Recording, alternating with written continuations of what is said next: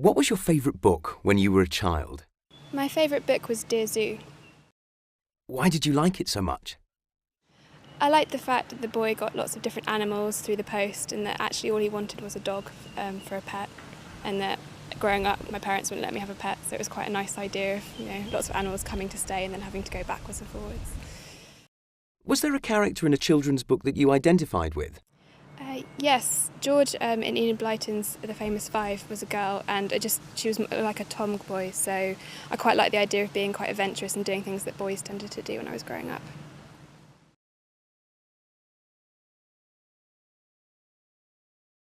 What was your favourite book when you were a child? Probably The Lion, the Witch and the Wardrobe. Why did you like it so much? I remember we had a teacher at school who read it aloud to us when I was probably 6 or 7, when I was too young to read it myself. And I remember getting the book and then sitting down by myself and reading it. And I think it was the first time I realised how much you could get out of a book, I think. Was there a character in a children's book that you identified with?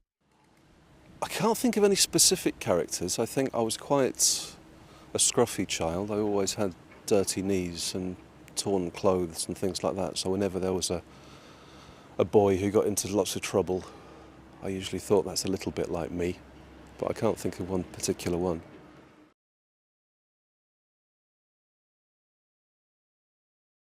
What was your favourite book when you were a child? I really loved anything by Michael Morpurgo, all the Roald Dahl books, and the Northern Lights series by Philip Pullman. Why did you like them? I really enjoyed the Roald Dahl books because of the great illustrations that Quentin Blake did. I just found them really inventive and vivid, and they really kind of contributed to my understanding of those stories. And the Northern Lights I loved because it just offered a really detailed other world to just dive into, and this kind of idea of alternative universes and weird futures that could possibly happen.